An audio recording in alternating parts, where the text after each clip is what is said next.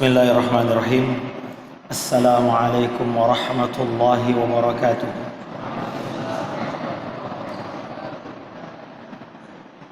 Alhamdulillahi ala ihsanih wasyukru lahu ala taufiqihi wa amtinanih.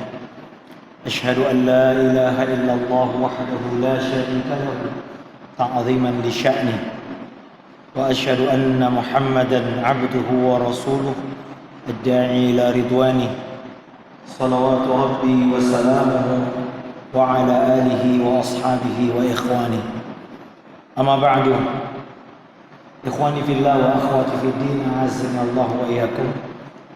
Saudara-saudaraku seiman dan seakidah, alhamdulillah pada hari ini, hari Jumat atau hari Sabtu, kita kembali dimudahkan Allah Jalla Jalaluh untuk menyempurnakan kebaikan dalam agama kita, yaitu dengan sarana talabul ilmi. Yang kita tahu semua ikhwah, talabul ilmi adalah pintu kesempurnaan kebaikan dalam agama kita. Maka barang siapa yang Allah Ta'ala mudahkan untuk duduk di majelis ilmu, maka berarti ia telah diberi kebaikan yang sempurna. May yuridillahu bihi khairan yufaqihu fiddin. Semoga Allah Ta'ala mencatat segala upaya dan kesungguhan kita untuk menuntut ilmu sebagai sarana dan wasilah untuk meraih surga Allah Jalla Jalaluhu. Hari ini insyaallah kita akan bahas satu tema tentang, di dalam Al-Quran Allah Ta'ala menyebutkan kalimat tijaratan lan tabur, perdagangan yang tidak bakal merugi. Dan Allah Jalla Jalaluhu seringkali menggunakan kalimat-kalimat yang memotivasi kita untuk meraih kebaikan-kebaikan. Di antaranya menggunakan istilah-istilah dagang.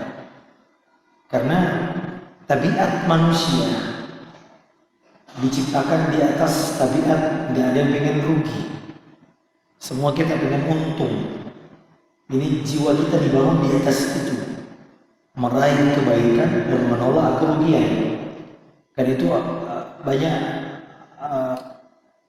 doa-doa yang Nabi SAW, Allahumma inni as'aluka atau Allahumma inni a'udzubika, dua ini. Karena tabiat manusia ini untung. Karena itu Allah Azza wa Jalla menggunakan kalimat-kalimat yang bisnis, ya, yang dengannya kita meraih keuntungan. Namun keuntungan ini adalah keuntungan akhirat, keuntungan yang tidak nampak hari ini. Oleh karenanya Allah Subhanahu wa Ta'ala menyebutkan di antara karakteristik manusia adalah karakteristik orang kafir adalah sebagaimana disebutkan dalam surah Ar-Rum ayat 7. Allah Subhanahu wa Ta'ala berfirman, ya'lamuna zahiran minal hayatid dunya wa hum 'anil akhirati hum ghafilun. Mereka orang-orang kafir, mereka hanya tahu dunia. Mereka lupa dan lalai tentang akhirat. Al-Imam Ibnu Katsir rahimahullah dalam tafsirnya menafsirkan ayat ini, beliau mengatakan aktsarun nasi, sebagian besar manusia, mereka tidak memiliki pengetahuan. Laisa lahu ilmun illa bid dunya, tidak ada ilmu bagi mereka kecuali ilmu tentang dunia. Waqtisabiha, dan cara-cara untuk meraih keuntungan. Wa syu'uniha, dan urusan-urusan dunia. Dan mereka lalai dan lupa akan masalah akhirat.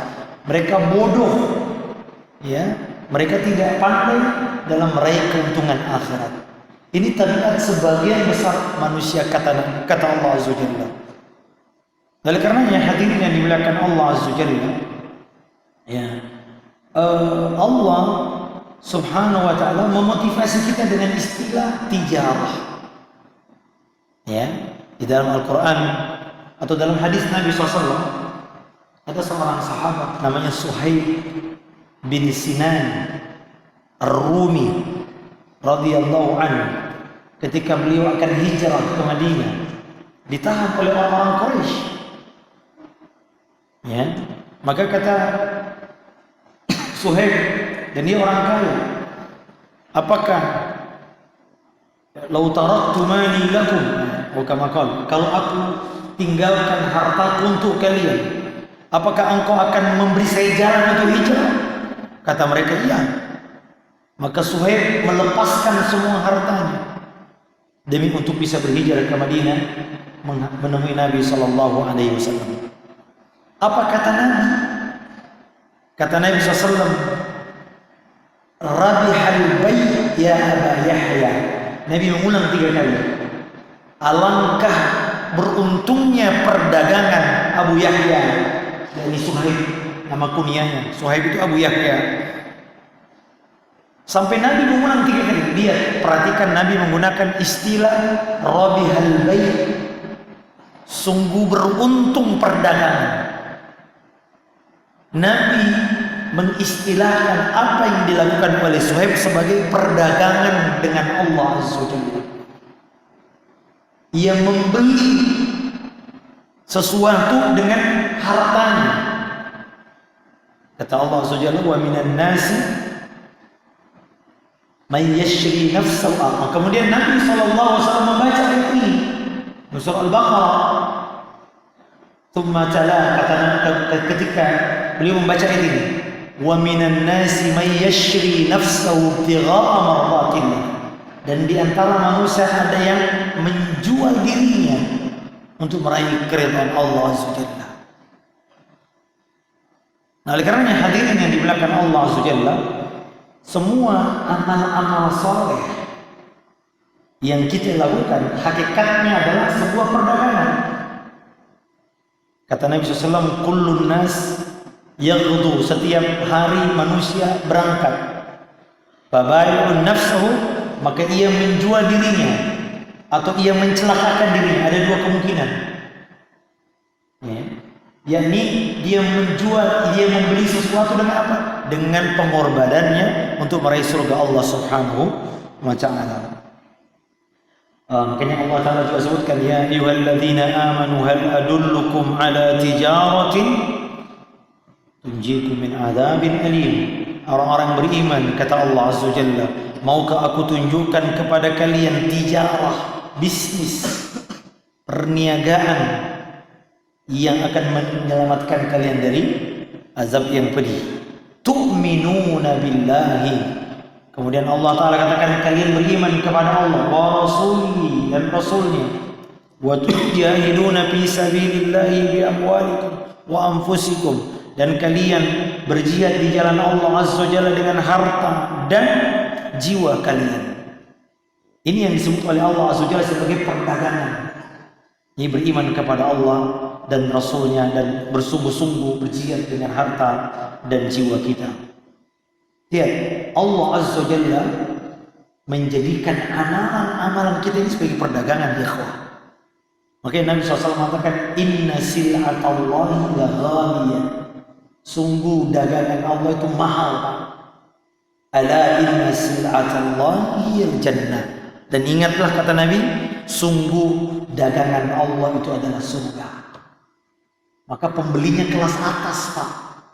Pembelinya seleranya tinggi.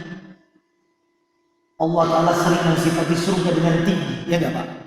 Apa tuh? Fi jannatin 'aliyah. Fi jannatin 'aliyah. Surga yang tinggi. Ya, makanya Imam Ibnu Qayyim rahimahullah dalam Miftahul Daris, beliau mengatakan, orang yang memiliki cita-cita yang tinggi tidak akan bisa meraih kecuali dengan menekan sesuatu yang rendah. Dunia ini rendah, makanya disebut dana dunia, karena dia dekat, maknanya akan berakhir. Dan dia rendah karena dia hina. Maka orang-orang yang mau berdagang dengan Allah Azza wa Jalla, yaitu meraih surganya Allah, mereka adalah orang yang berselera tinggi, bukan berselera rendah. Karena yang akan diraih adalah barang yang berkualitas tinggi. Nabi SAW menyebutkan surga terbaik, surga yang paling tinggi. Idza sa'altumul jannah fas'alul firdaus, kata Nabi SAW. Atau kama qala, kalau kau minta surga firdaus. Kenapa? Karena surga yang a'la jannah, surga yang paling tinggi.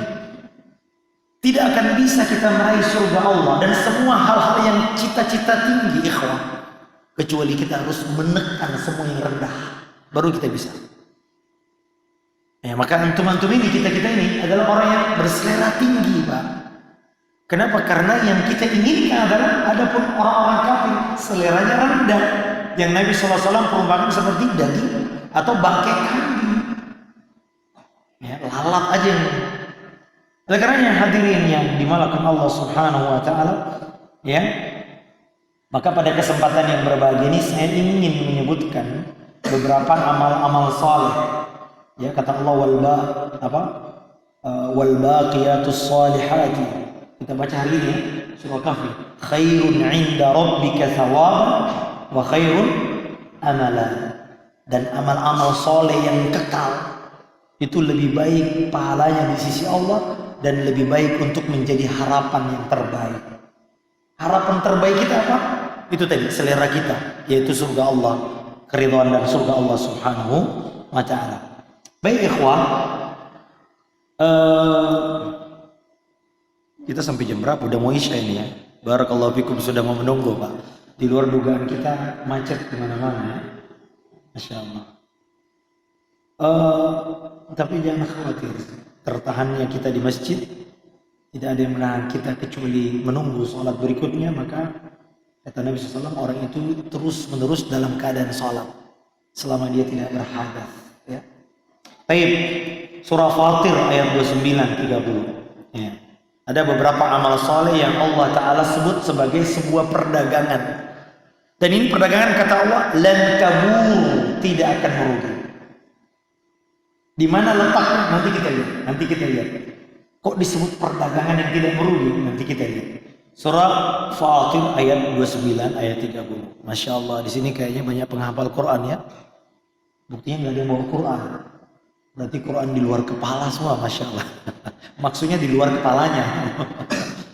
Ya, alhamdulillah kami tadi dijemput, kami ada sedikit lembaga pendidikan tahfiz. Namanya Ma'had Tahfiz Abdullah ibn Mas'ud radhiyallahu ta'ala an, yang ada di Bojongkulur, Bogor ya, tapi dekat Bekasi. Ya, ada 78 santri kami, kayak adik-adik kita ini menjadi penghafal Al-Quran. Nah, surah Fatir ayat 29 dan 30. Apa kata Allah Azza wa Jalla ya ikhwah? Innal ladzina yatluna kitaballah. Yang pertama adalah mereka yang senantiasa melanggengkan, mempelajari, membaca Al-Quran, kitabullah. Ini amalan yang pertama. Kemudian wa aqamus salata, mendirikan salat. Ini amalan yang kedua. Amalan yang ketiga, wa anfaqu mimma razaqnahum sirran wa alaniyah.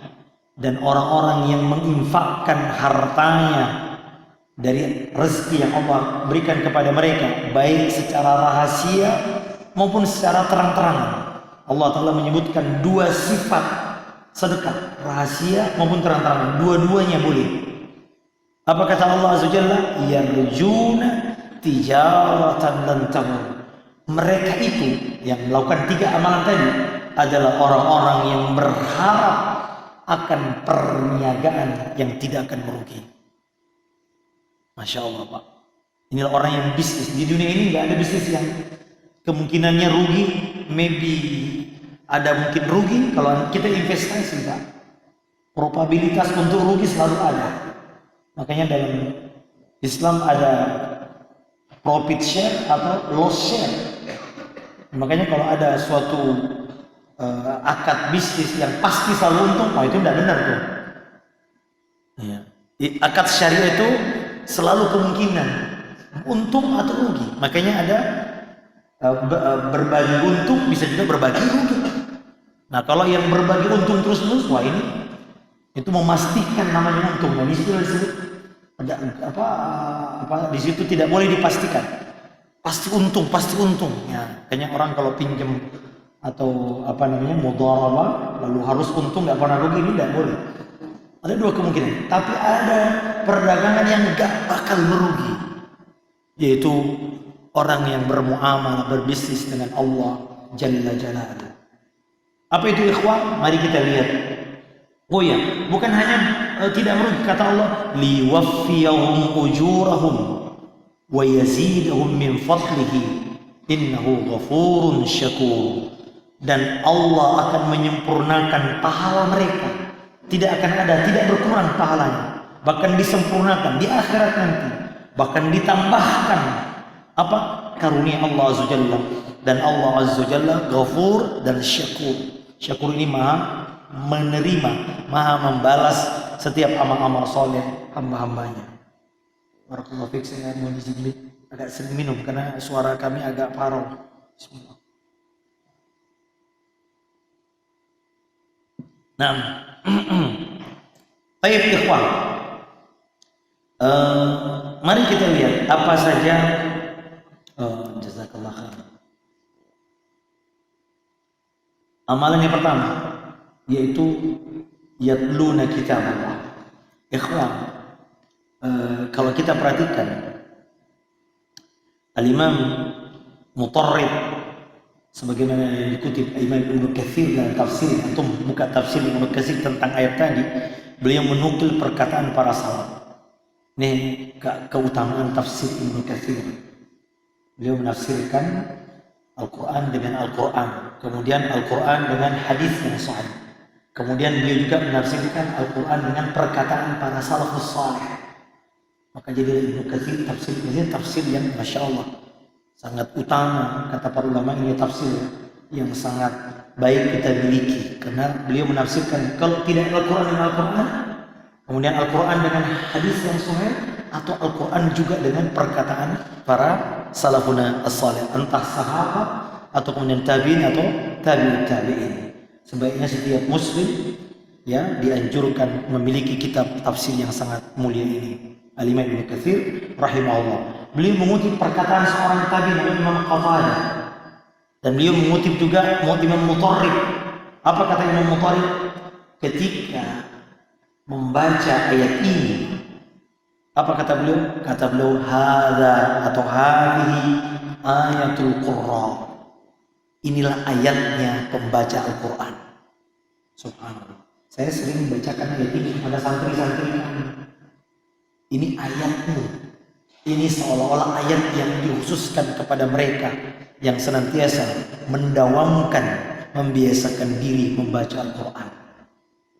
Makanya para salafus salih makna yatluna kitabullah adalah yastamiruna tilawatah. Mereka yang terus menerus, Pak, bukan hanya sekali setahun kalau Ramadan kita baca Quran. Bukan yang kalau ada non sewu, kalau ada orang event-event tertentu baru baca Quran. Di Indonesia kan kalau enggak ada acara ini, acara itu baru baca Quran. Mereka yang senantiasa mendawamkan, wa yudawamunaha, yastamiru, istimrar, terus ajak, Pak, rutin. Makanya ikhwan, Nabi SAW sering menggunakan kalimat sahibul Quran. Artinya orang yang menjadikan Quran itu seperti sahabat, kayak kita sama HP. Makanya sebagian ulama ahli ini mengatakan, kalau antum mau tahu bagaimana muamalah para salaf dengan Al-Quran, seperti antum dengan HP sekarang. Kita kadang-kadang kalau nggak bawa HP gelisah, Pak. Kantong itu mana HP saya? Nah seperti itu dulu para salaf. Mereka ya, makanya disebut juga ahlul Quran, ya, juga hamilul Quran. Nabi SAW seringkali menyebut mereka dengan kalimat sahib, orang yang berdekatan dengan Al-Quran, atau hamil, yang memikul Al-Quran. Artinya di mana dia Al-Quran ada, atau ahlul Quran, seperti keluarganya Al-Quran. Bahkan Allah, Nabi SAW mengatakan, inna lillahi ahlina minan nas. Sungguh Allah Ta'ala memiliki keluarga dari kalangan manusia. Sahabat mengatakan, kok Allah punya keluarga? Disebut mereka keluarga karena dekatnya. Orang itu paling dekat dengan siapa, Pak? Dengan keluarganya. Maka ini ibarat tentang dekatnya mereka dengan Allah. Siapa mereka? Kata Nabi, hum ahlul Quran. Mereka orang yang senantiasa membaca, menghafal, mempelajari Al-Quran. Hum ahlullah wa khassatuh. Mereka adalah keluarga Allah dan keistimewaan Allah Azza wa Jalla. Bismillahirrahmanirrahim. Alhamdulillahirabbil alamin. Wassalatu wassalamu ala Rasulillah wa ala alihi wa ashabihi ajma'in. Amma ba'du. Kita lanjutkan kembali ikhwan fillah wa akhwati fiddin, azanallahu wa iyyakum. Baik. Pertanyaannya, dari sisi mana amalan membaca Al-Quran ini disebut sebagai perdagangan yang tidak merugi? Karena banyaknya keutamaan dan pahala yang melimpah bagi orang yang senantiasa mengamalkan amalan ini. Dan ini amalan yang paling agung, ikhlas. Dan antum bisa bayangkan, Al-Quran ini menjadikan generasi terbaik, menjadi inspirasi. Kenapa sahabat menjadi generasi terbaik? Padahal waktu itu mushaf nggak seperti sekarang. Di zaman Utsman bin Affan radhiyallahu taala anhu, ya, itu beliau menyatukan mushaf. Kemudian membuat mushaf resmi, ya.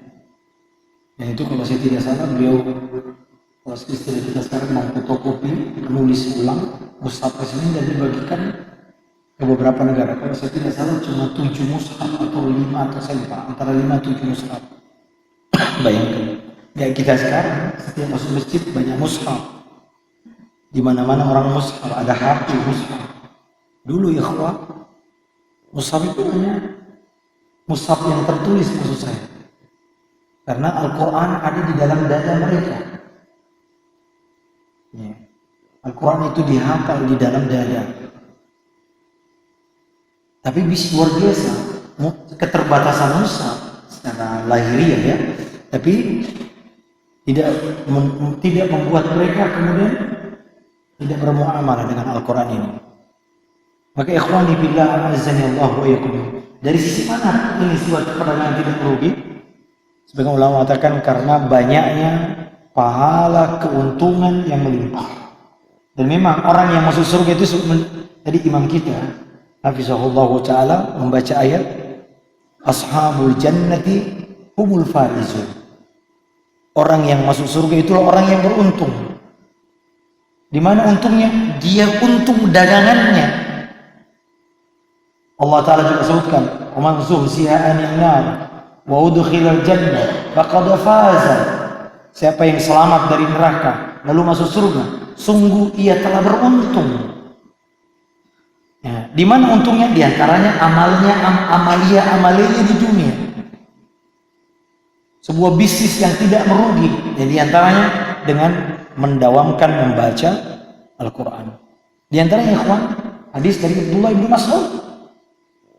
Ya, Abdullah bin Mas'ud ini orang yang paling paham Al-Quran. Kata Nabi SAW, istaqra'u, ambillah qiraatmu dari 4 sahabat.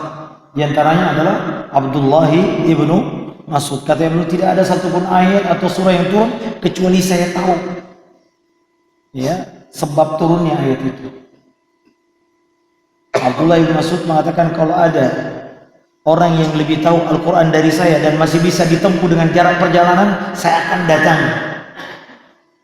Makanya diantara kenapa alasan pesantren ma'had kami disebut Abdullah bin Mas'ud, dalam rangka meneladani beliau ini. Oleh karena ikhwan a'azzani Allah, kata Ibnu Mas'ud, Nabi SAW bersabda, "Man qara'a harfan min kitabillah." Siapa yang membaca satu huruf dari kitabullah, apa kata Nabi SAW? falahu bihi hasanah, maka baginya ada satu pahala kebaikan. Wal hasanatu bi asyri amsalha, dan satu pahala kebaikan ini dilipat gandakan menjadi 10. Dari sisi ini diantara kenapa disebut perdagangan yang tidak merugi. Investasi 1 rupiah, Pak, minimal keuntungannya 10 kali lipat, Pak. Ada nggak investasi sekarang ini yang kita 1 juta terus 10 juta? Nggak ada. Ini investasi luar biasa jamaah. Bismillahirrahmanirrahim. Berapa huruf? 19 huruf. Kali 10 berapa? Nggak apa-apa, Pak, kita hitung-hitungan begini karena Nabi SAW menyebutkannya supaya memberi motivasi kepada kita. Nabi sering menyebut angka. Pahala sholat berjamaah 27, ada angka 27 ini. Sholat di Masjidil Haram 100.000, ada angkanya. Sholat di Masjid Nabawi 1.000, ada angkanya. Hitung-hitungan begini nggak apa-apa supaya memberi motivasi kepada kita. Bayangkan kalau kita baca satu wajah itu satu halaman, itu berapa huruf ya, Pak? Dan itu akan menjadi investasi terbaik kita, ya Allah. Murah meriah, Pak. Baca Al-Quran bisa di mana saja, Pak, kecuali di toilet. Ya, Masya Allah jamaah yang dimuliakan. Dari sisi ini, jadi kalau kita merenungkan bagaimana besarnya pahala, nggak ada orang yang nggak mau baca Quran. Apalagi kita baca surah Al-Kahfi atau kita baca beberapa surah, semakin banyak bacaannya, itu juga berbanding dengan semakin banyak pahalanya. Nabi SAW mengatakan, man qama, barang siapa yang salat malam ya, bi asyri ayatin, dengan membaca 10 ayat, lam yuktab minal ghafilin, ia tidak termasuk orang yang lalai. 10 ayat kita salat malam, salat witir, lalu kita membaca 10 ayat. Ya, termasuk Al-Fatihah sudah berapa ayat? 7 ayat. Tambah lagi kulhu sudah termasuk. Kata Nabi, orang ini tidak akan dicatat sebagai orang yang lalai. Wa man qama bi mi'ati ayat. Siapa yang salat 100 ayat, tambah lagi, Pak. Kata Nabi SAW, dicatat sebagai orang yang qaniti, orang yang taat, qanit, orang yang taat kepada Allah Subhanahu. Barang siapa yang salat malam bi alfi ayat, 1000 ayat.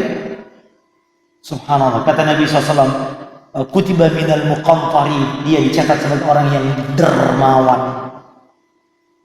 Juga Nabi SAW mengatakan dalam banyak hadis yang serupa dengan ini. Nabi SAW pernah mengatakan, ayyukum yuhibbu an yaghdwa ila Buthan awil aqiq. Siapa di antara kalian yang mau berangkat ke pasar, coba bayangkan pasar hewan. Nabi SAW mengkiaskan amal ini dengan sebuah bisnis. Maka Nabi mengatakan, siapa di antara kalian yang suka kulla yaumin, setiap hari berangkat ke Buthan atau Aqiq, 2 pasar hewan pada zaman Nabi SAW. Faya'ti minhu binaqataini qaumawain, lalu dia pulang dari pasar itu membawa 2 onta yang gemuk. Onta yang paling mahal, onta katanya qaumawain itu onta yang paling mahal waktu itu. Bi ghairi tanpa bila ismin wa qat'i rahim, tanpa berbuat dosa dan tidak memutuskan silaturahim, yakni dia halal. Setiap hari jamaah, sebagian orang mengatakan onta ini harganya 100 juta, Pak. Kalau 2 berarti 1 M, nggak apa-apa, kita hitung-hitungan, nggak apa-apa kalau masalah akhirat, Pak. Bayangkan, Pak, 1 hari 1 miliar, siapa di antara kita yang mau itu? Nabi SAW memberikan clue, sebuah rangsangan. Orang kata para sahabat, kami semua mau ya Rasulullah, siapa yang nggak mau 1 miliar? Lalu Nabi mengatakan, kenapa kalian, maukah di antara kalian pergi ke masjid di salah satu rumah Allah Azza wa Jalla, faya'lam atau fayata'alam wa yaqra ayatain, 2 ayat yang dia baca dari kitab Allah, khairul lahu min naqataini qauman, lebih baik daripada 2 onta merah. Untuk keuntungan luar biasa, Pak. 1 ayat sama dengan 500 juta. 2 ayat 1 M, Pak. Subhanallah. Lalu dalam hadis itu disebut wa min i'dadihinna. Nah, terus begitu, kalau 3 ayat lebih baik daripada 3 unta, 4 ayat dan terusnya, semakin banyak angkanya semakin setara dengan itu tadi, lebih baik dari itu. Bukankah ini semua motivasi untuk berbisnis, Pak? Nabi menggunakan sesuatu yang zahir untuk menggambarkan sesuatu yang abstrak.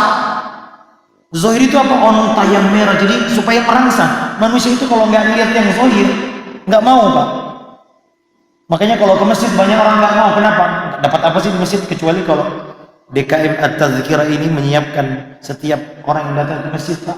Sab pertama HP iPhone, sab kedua rice cooker, sab penuh masjid. Nabi SAW mencoba merangsang kita dengan apa? Dengan sesuatu yang zahir. 2 onta, Pak. Apa itu yang lebih baik dari itu? Kata Nabi, kau membaca ayat Al-Quran. Yang mempelajari, membaca 2 ayat, 3 ayat. Dan itu lebih baik daripada 3. Kalau sekarang yang harga 500 juta, Pak. Venturer ya. Lebih baik dari itu. Subhanallah. Nama, di sini diriwayatkan Tirmidzi dan sangatnya sahih. Oh, juga ada riwayat yang lain Ibnu Nabi sallallahu alaihi wasallam juga dalam hadis yang lain, hadis Abu Hurairah, ya, hadis riwayat Muslim. Nabi sallallahu alaihi wasallam mengatakan ayyuhibbu ahadukum idza raja ila ahli.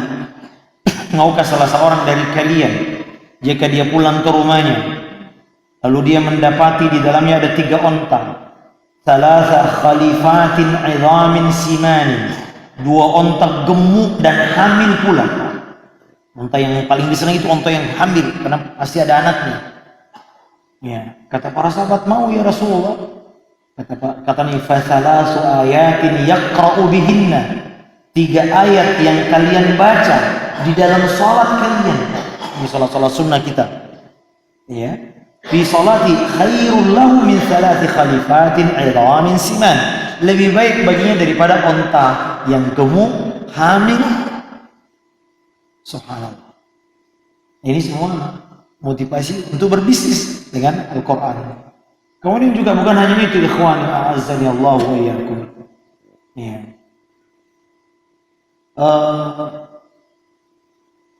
Kebaikan membaca Al-Quran juga akan menggugurkan dosa-dosa. Kata Nabi, kata Allah Azza wa Jalla, innal hasanat yudhibna as-sayyi'at. Sesungguhnya kebaikan akan menghilangkan atau menghapuskan dosa-dosa. Berapa banyak ayat yang kita baca, ya kawan? Kalau 10 ayat berarti 100 kebaikan. 100 kebaikan ini bisa menghapus 100 keburukan kita. Subhanallah. Dan ini tentu hanya orang-orang yang berselera tinggi, yang beriman kepada perkara yang gaib, yang bisa mengamalkan perkara-perkara ini. Ikhwani fillah, azani Allah wa yakum. Bahkan kita dapati ikhwan, membaca Al-Quran ini adalah tradisinya para salaf. Ya. Dulu Nabi SAW pernah Abu Musa al-Ash'ari. Ini Abu Musa ini terkenal bacaan Quran yang sangat indah. Suatu malam Nabi SAW melewati rumahnya. Lalu besoknya Nabi memuji. Ya, dikatakan, wahai Abu Musa, apa itu? Kata Nabi SAW yang artinya, yang terjemahnya, kalau saya tidak mengatakan terjemahnya, kok Nabi berbahasa Indonesia ya? Nabi SAW yang artinya, wahai Abu Musa, laqad utita, sungguh engkau telah diberi dari salah satu seruling Nabi Daud. Nabi Daud itu adalah orang yang paling indah ketika membaca kitab yang diberikan kepada kitab Taurat. Suaranya indah sekali, seperti imam kita tadi, masya Allah, indah sekali. Maka kata Musa, ya Rasulullah, kalau saya tahu, kalau saya tahu engkau mendengarkannya, maka aku akan memperindah dengan seindah-indahnya. Nah, keluarga Asy'ari ini, keluarganya Musa itu tinggal di sebuah kayak kita komplek begitu. Lalu Nabi sallallahu alaihi wasallam mengatakan, inni la'arifu aswata rufaqatil Asy'arin. Sungguh benar-benar aku tahu perumahan keturunan Asy'ari, ini keturunan Abu Musa yang dari Yaman ini, Dengan apa? Bil Qur'ani hina yadkhuluna bilal. Dengan bacaan Quran mereka ketika malam sudah masuk. Wa a'rifu manazilahum min aswatihim bil Qur'ani bilal. Dan aku mengetahui rumah-rumah mereka dari suara Al-Quran yang dibaca pada malam hari. Masya Allah. Kalau hari ini Rasulullah SAW hadir mengelilingi rumah-rumah kaum muslimin, apa yang kita bayangkan? Nabi SAW yang Nabi katakan, kalau siang hari aku nggak tahu ini rumah siapa. Ini menunjukkan apa yang kita petik dari hadis ini, kawan, bahwasanya di antara penanda rumah seorang mukmin pengikutnya Nabi Muhammad SAW adalah suara Al-Quran di malam hari, Pak. Yang kalau menurut ini yang kita lihat, Pak, rasa-rasanya umat Muhammad hanya sedikit, Pak. Yang ada sekarang apa, Pak? Kalau masuk maghrib, Pak, drama Korea, macam-macam, ya, berita, macam-macam. Suara nyanyian, suara musik. Kemana suara Al-Quran yang Nabi SAW mengatakan, aku mengakui rumahnya si fulan, ini rumahnya si fulan, ini rumahnya si fulan. Dari mana Nabi tahu? Bacaan Qurannya. Dan ini tradisi kaum salafus saleh, ikhwan. Tradisi yang hilang mulai sekarang. Makanya Nabi SAW pernah mengadu. Makanya ulama katakan ini aduan yang sangat agung, asyakwatul azimah. Apa aduan yang Nabi pernah mengadu kepada Allah? Siapa yang diadukan? Kita ini yang meninggalkan Al-Quran, berpaling dari Al-Quran. Apa kata Nabi SAW dalam Al-Quran? Wa qala ar-rasul Rabbi inna qaumi ittakhadhu hadzal Qur'ana mahjura. Ya Rabb, lihat. Nabi kita yang mulia mengadu kepada Allah SWT, ya Rabb, ini kaumku ini menjadikan Al-Quran ini sesuatu yang dipalingkan, sesuatu yang ditinggalkan, mahjur. Makna mahjur banyak, Pak. Meninggalkan membacanya. Banyak orang, Pak, meninggalkan mentadabburinya, meninggalkan menghafalnya, meninggalkan mengamalkannya, mendakwakannya. Orang sekarang, Pak, sebagian banyak dai-dai kita itu kalau berdakwah jarang bacakan Quran. Seolah-olah kalau bacaan Quran nanti dianggap radikal. Padahal Al-Quran adalah ini kita. Maka ikhwan, tradisi, mari kita kembalikan tradisi ini, tradisi salaf ini, menjadikan rumah-rumah kita adalah rumah yang dengan Al-Quran dibacakan. Bahkan, namun riwayat ini ada yang mendhaifkan, Pak, ya. Namun kalau ada yang menguatkan, ada yang mendhaifkan. Kita harus sampaikan. Bahwasanya ada riwayat menunjukkan bahwasanya Ubay bin Ka'ab mengatakan, kami mendapati di kitab-kitab sebelumnya Taurat dan Injil, bahwasanya di situ tertulis sifat Muhammad sallallahu alaihi wasallam, Nabi akan datang. Di antara sifatnya, apa sifat yang terus itu? Muhammad itu la fazza wala, tidak kasar, tidak keras, wala sakhaba bil aswaq, tidak suka berteriak-teriak di pasar. Kaum yang mengikutinya, di antaranya Bapak, mereka celananya di atas mata kaki. Itu di antaranya. Jadi orang-orang Yahudi dan Nasrani udah tahu bahwasanya ada Nabi yang akan datang, sifatnya ini. Makanya orang Yahudi ketika Nabi SAW datang ke Madinah, mereka menghubungi Nabi seharian. Setelah pulang dari rumah Nabi SAW, mereka lemes. Kenapa? Mereka yakin inilah Nabi. Dia kayak Nabi itu. Kata salah seorang ulamanya, ya, ini Nabi yang kita tunggu-tunggu. Sayangnya bukan Bani Israel, bukan orang Yahudi, tapi orang Arab. Maka mereka pun tidak mau berimankan. Tapi dia yakin. Dari mana mereka tahu? Ternyata banyak tertulis dalam kitab-kitab Taurat ciri-ciri, bahkan ciri-ciri fisiknya. Nah, di antara ciri pengikutnya, ini dia. Lahum dawiyun kadawiyin nahl. Mereka di malam hari memiliki dengungan seperti dengungan lebah. Para syurahul hadis, para pensyarah hadis memaknai apa yang masuk dengungan adalah bacaan Al-Quran di malam hari, seperti suara dengungan lebah. Dan ini diantara ciri yang tertulis dalam kitab-kitab Taurat dan Injil tentang sifat karakteristik pengikut Muhammad sallallahu alaihi wasallam yang sekarang ini sudah hilang. Di mana Al-Quran sekarang dibaca? Makanya pantas jika Nabi mengeluh, Pak.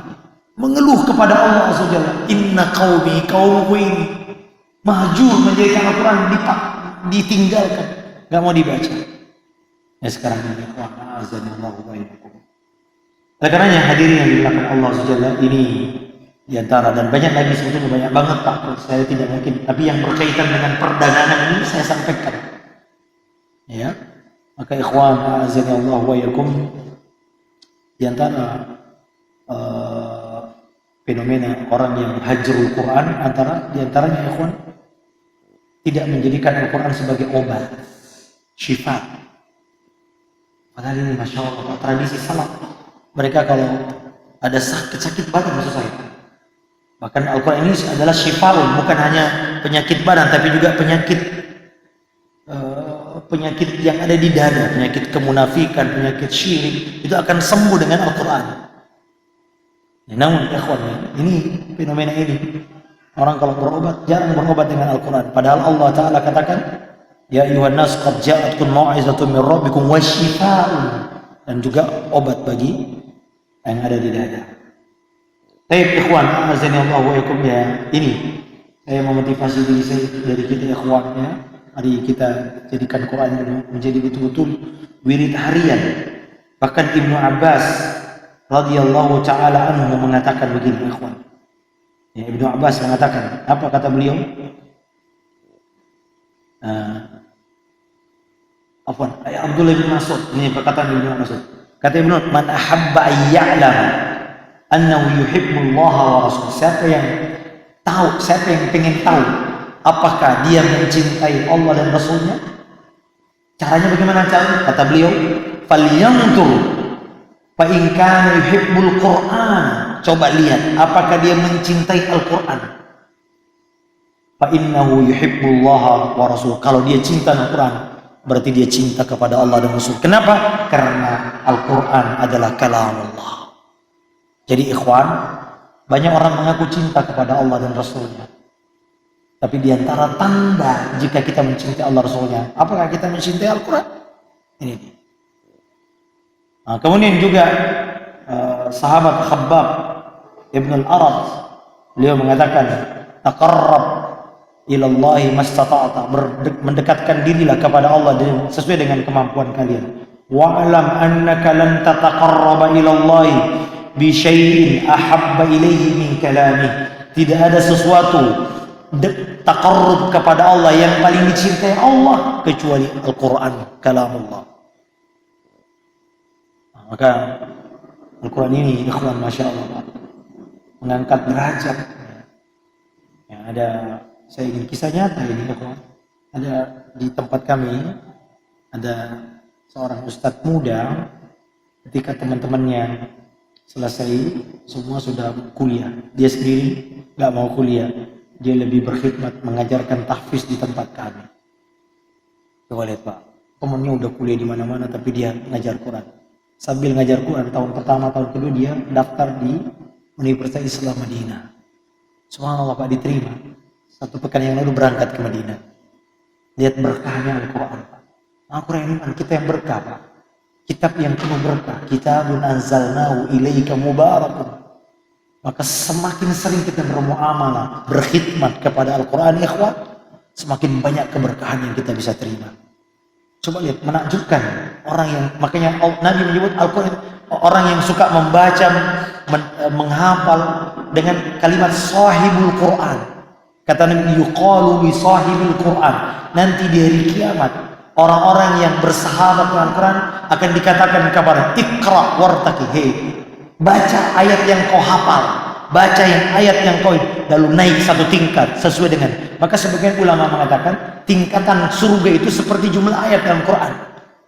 Jadi kalau bapak-bapak hanya hafal kulhu, ya berarti, atau kul a'udzu birabbil 3 kul, nanti cuma 11 ayat. Masya Allah Pak, cuma 11 tingkatan. Bagaimana dengan penghafal Quran? Ya. Karena ikhwan azanillahu wa iyyakum, ini luar biasa Pak ya, keberkahan Al-Quran. Bahkan kalau di rumah, Masya Allah, banyak sekali berkahnya Pak. Iqra, terutama membacakan 2 surah yang agung, yaitu surah Al-Baqarah dan surah Ali Imran. Ini membuat keberkahan di rumah kita, Pak. Nah, bahkan seburuk-buruk apapun kita baca Quran tetap dapat pahala, Pak. Kata Nabi, al-mahiru bil Quran ma'as safaratil kiramil bararah. Orang yang mahir baca Quran bersama malaikat yang mulia. Utusan yang mulia itu para malaikat mendatangi kita, mendekatkan diri kepada pembaca Al-Quran. Dan walladzi yaqra'u wa huwa yatata'ata wa huwa syaqqun alayhi falahu ajran. Kata Nabi, orang yang membacanya dengan terbata-bata, berat untuk membacanya, baginya 2. Jadi apapun keadaan kita dengan Quran, Pak, tetap beruntung, Pak. Tetap untung, tetap dapat 2 pahala. Bagaimana yang pintar tajwidnya, bagus bacaannya, yang mentadabburinya, Masya Allah. Terutama jangan lupakan tadabburnya, Pak. Karena Al-Quran diturunkan untuk ditadabburi dan ujungnya diamalkan. Kata Sufyan Ats-Tsauri rahimahullah, innama nuzzila al-Quran liyu'mala bi. Al-Quran itu diturunkan untuk diamalkan. Walakin ittakhadhan nasu qira'atahu amala. Tetapi fenomena hari ini, kata Sufyan Ats-Tsauri, orang merasa cukup membaca sudah beramal. Membaca Al-Quran, Pak, mempelajari tajwidnya, kita katakan ini ilmu yang baik. Tahsin Al-Quran. Nah, kemudian mentadabburinya, ini wasilah untuk apa? Wasilah untuk diamalkan. Tapi kata Sofyan, orang sekarang kalau sudah baca Quran merasa sudah beramal, padahal membaca, mentadabburinya adalah jalan sarana untuk apa? Mengamalkan Al-Quran itu. Oleh karena ikhwan, a'azzanillahu wa iyyakum, ini amalan yang pertama, Pak, ya. Jadi sekali lagi ini amalan, apalagi Pak Nabi SAW mengatakan yang terbaik yang belajar dan mengajarkan. Khairukum man ta'allama al-Quran wa 'allama. Nabi mengatakan al-khairiyah, kebaikan yang mutlak. Siapa mereka? Yang membaca dan mengajarkan Al-Quran, yang belajar dan mengajarkan Al-Quran. Rasulullah SAW menjadi manusia terbaik Al-Quran. Jibril alaihissalam menjadi malaikat terbaik karena dia membawa Al-Quran. Malam Lailatul Qadar menjadi malam terbaik sepanjang tahun karena Al-Quran diturunkan pada malam itu. Bahkan bulan Ramadan, satu-satunya bulan yang disebutkan dalam Al-Quran, menjadi bulan terbaik karena bulan terbaik. Bahkan sebagian ulama mengatakan kita diperintahkan berpuasa di bulan Ramadan karena Al-Qurannya. Karena Allah memulai syahrul Ramadan allazi unzila fihi Al-Quran hudal linnasi wa bayyinatin minal Furqan faman syahida minkum asy-syahr. Coba perhatikan para ahli tafsir ketika membaca ayat ini, mereka mengatakan seolah-olah Allah Ta'ala mengatakan berpuasa untuk karena memuliakan Al-Quran.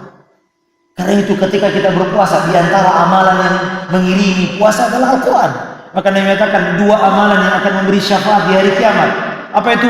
Bacaan Al-Quran dan puasa. Subhanallah. Nah, maka mari kita memotivasi, Pak, ya, anak-anak kita, Masya Allah, Pak, agar terus baca Quran. Nggak ada ruginya sama sekali, Pak. Walaupun kita terbata-bata, Pak, sama sekali tidak rugi. Ya. Baik hadirin yang dimuliakan Allah Subhanahu. Amalan berikutnya, saya ada waktu, 5 menit lagi. Gimana nih?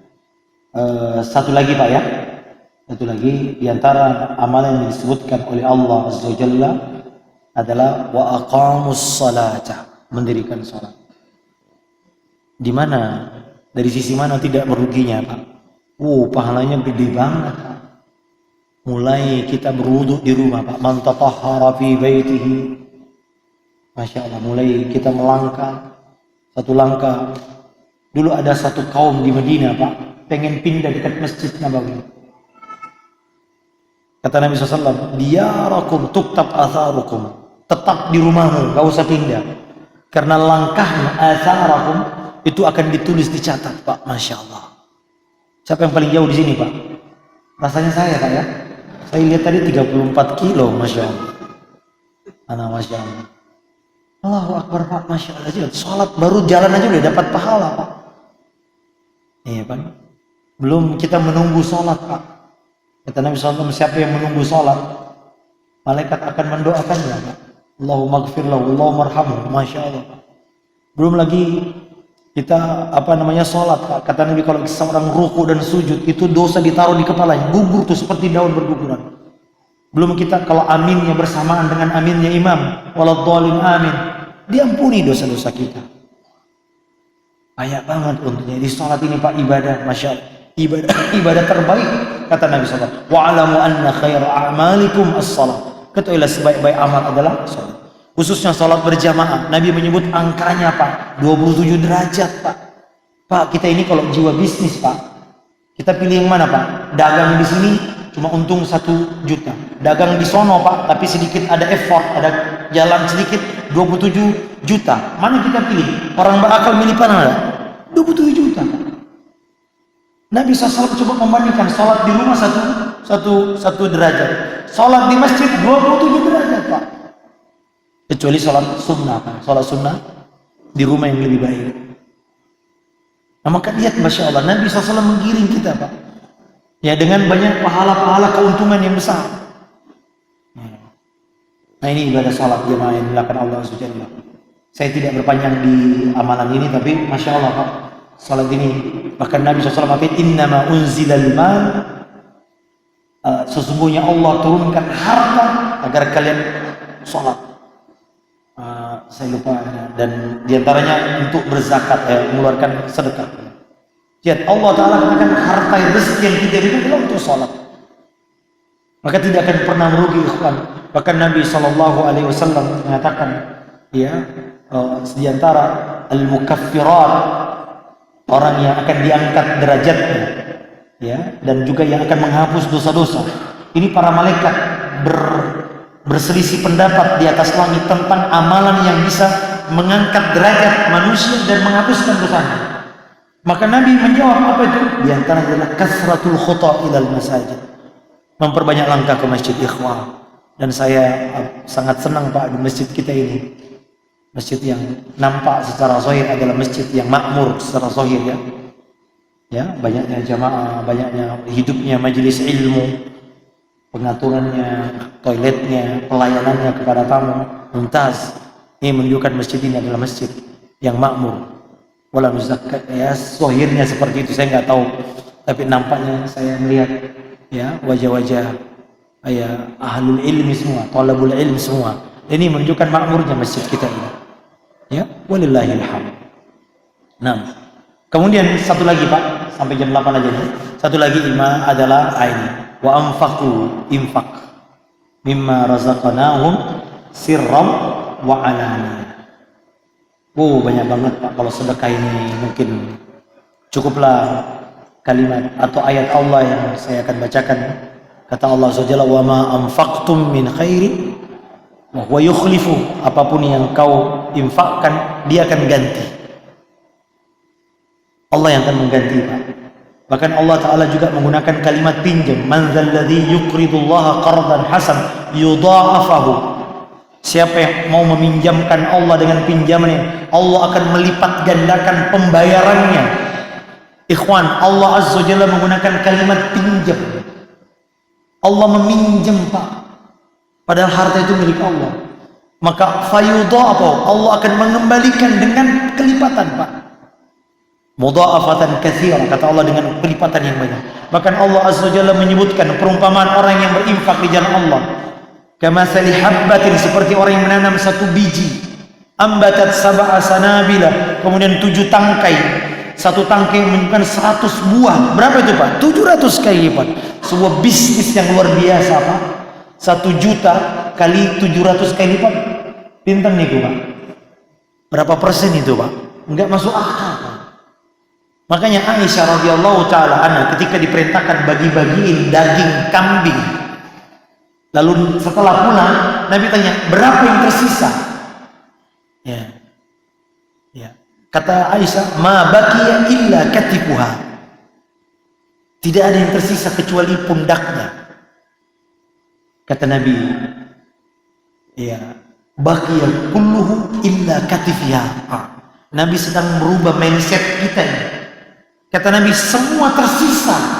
Artinya Allah simpan di hari kiamat. Yang tidak disimpan, yang ini justru ini yang tersisa. Yang kita bagikan tadi itu yang sisa, itu akan disimpan oleh Allah SWT. Yang kau bawa pulang justru ini, itu yang akan jadi tidak akan menjadi apa-apa. Masya Allah, Pak. Lihat Nabi SAW merubah cara berpikir kita terhadap harta. Apa yang kau punya, yang sekarang yang kita tidak sedekahkan, sesungguhnya itu yang akan kita punya saja. Yang kata Nabi, yang kau punya itu entah jadi usang, entah jadi milik harta waris, ya. Tapi yang kau sedekahkan itulah yang kita punya di hari kiamat nanti. Dalam hadis yang lain Nabi mengatakan Allah Ta'ala menerima dengan tangan kanannya sedekah kita, dan Allah Ta'ala akan mengembangkannya sebagaimana kalian memelihara satu onta atau satu kuda, dirawat, dikembangbiakkan, lalu menjadi satu lembah. Subhanallah. Jadi banyak ayat dalam Quran, Pak, yang menegaskan bahwasanya jangan khawatir dengan sedekah. Ya, makanya kalau kita bersedekah itu harus dengan beriman, Pak. Maka Nabi SAW mengatakan as-sadaqatu burhanun. Sedekah itu bukti. Bukti apa? Bukti keimanan, Pak. Karena Nabi mengatakan as-salatu nur, salat itu cahaya, as-sabru diyar, sabar itu pelita. Nah, Nabi menyebut sedekah itu sebagai bukti. Bukti apa? Bukti keimanan kita kepada Allah Azza wa Jalla, bahwa Allah Azza wa Jalla akan menggantikannya. Nah, oleh karenanya hadirin, Nabi SAW naqasat, ya, tidak akan pernah berkurang sedekah. Sedekah mimma, tidak akan berkurang. Nah, ini cara Allah. Dan inilah perdagangan. Perdagangan mana Pak yang tidak akan merugi, diantaranya 3 amal soleh ini. Nah, barakallahu fikum ya ikhwan. Sebetulnya saya masih ingin berpanjang lebar, tapi waktu kita terbatas. Kemudian mohon maaf suara kami agak terganggu tenggorokannya, dan semoga penyampaian yang singkat ini membawa kebaikan kepada kita semua. Apa yang baik wallahi itu datangnya dari Allah Azza wa Jalla, dan jika ada yang keliru itu datangnya dari kami. Hadza wallahu taala a'la wa a'lam, wa sallallahu ala nabiyyina wa ala alihi wa sahbihi wasallam. Ada pertanyaan ikhwah?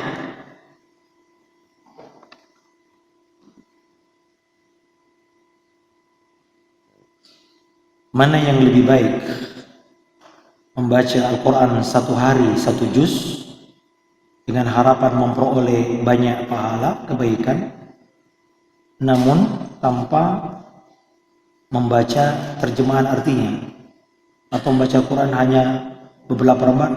Ya ikhwan, ada kaidah mengatakan amalan apa yang di antara kaidah keutamaan amal itu kita harus belajar keutamaan amal, ikhwan. Karena terkadang kita mendapati banyak ikhwan-ikhwan kita ini, ya, di antara kaidah keutamaan amal adalah amalan yang paling bermanfaat kepada hati itu yang lebih bermanfaat.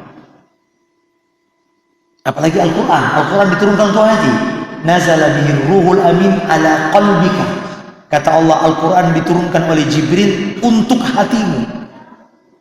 Dan semua amalan, Pak, amalan apapun, kalau ada 2 amalan, makanya khusyuk. Sholat yang terbaik, sholat yang khusyuk. Kenapa? Lebih bermanfaat untuk hati.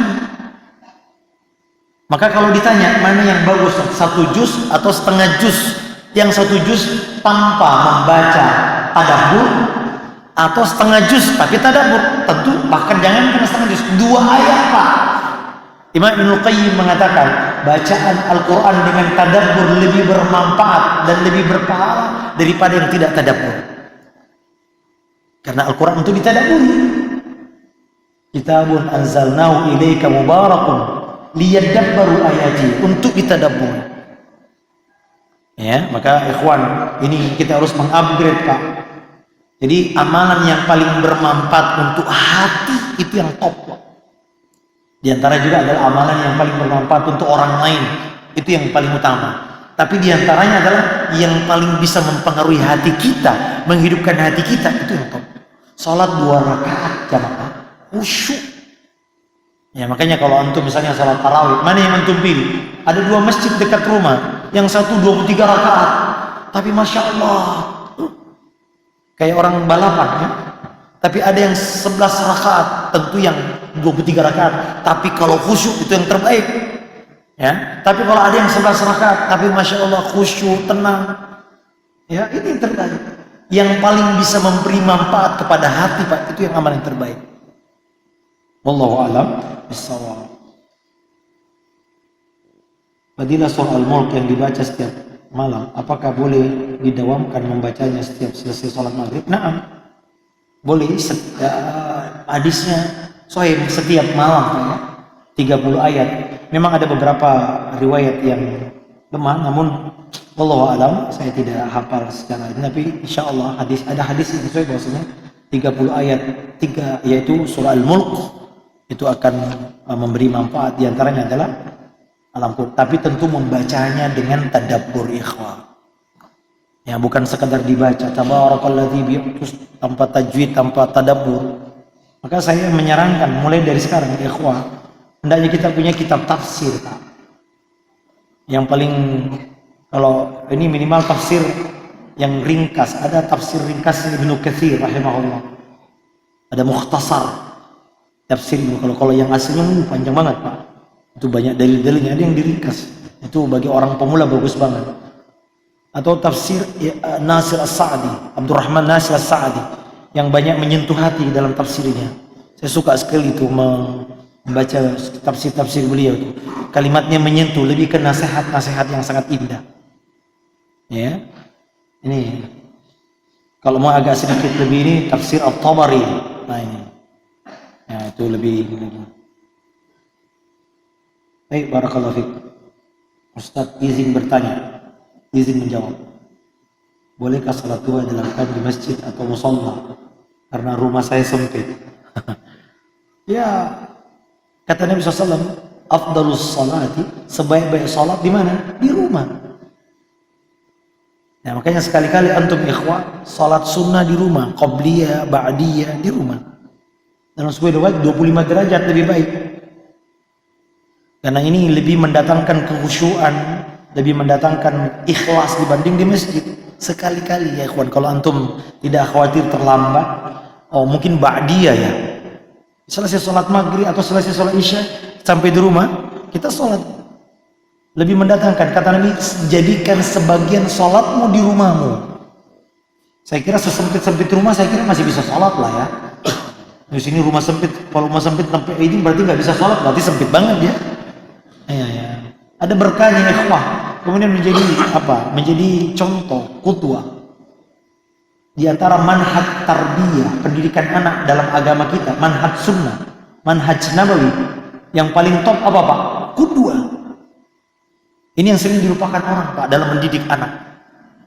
Orang sering kalau mendidik anak lihat fasilitas sekolahnya, padahal yang paling menentukan adalah guru. Ada nggak contoh di situ? Ya makanya dulu para salaf Pak, kalau mencari guru dia kayak mencari mantu. Bener nggak? Dilihat akidahnya, lihat bagaimana didatangi rumahnya, baru dia berguru di situ. Karena apa yang dianggap baik oleh guru dianggap baik oleh murid. Apa yang dianggap buruk oleh guru dianggap buruk oleh murid. Kalau gurunya menganggap baik merokok Pak, anak muridnya kan.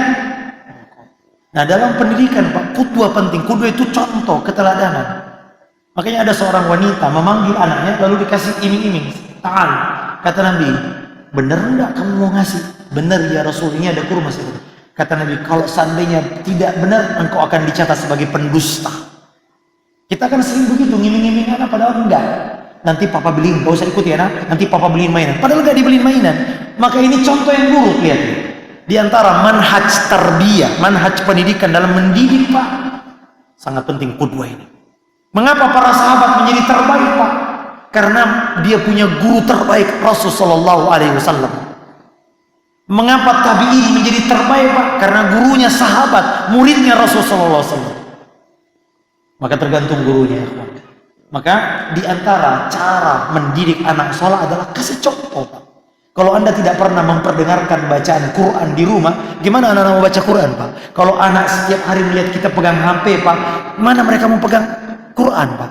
Contohkan Pak, bahkan boleh kita mengeraskan bacaan untuk menjadi contoh, terutama di depan anak-anak kita. Kalau kita sholat sunnah di rumah, istri lihat, anak melihat, Masya Allah Pak, itu menjadi sebuah pendidikan yang sangat baik untuk kita terapkan di rumah-rumah kita. Hadza wallahu ta'ala a'la wa alam. Sallallahu ala nabiyyina wa ala alihi wa sahbihi wasallam. Kita tutup dengan doa kafaratul majlis. Subhanakallahumma bihamdik, asyhadu an la ilaha illa ant, astaghfiruka wa atubu ilaik. Assalamualaikum warahmatullahi wabarakatuh.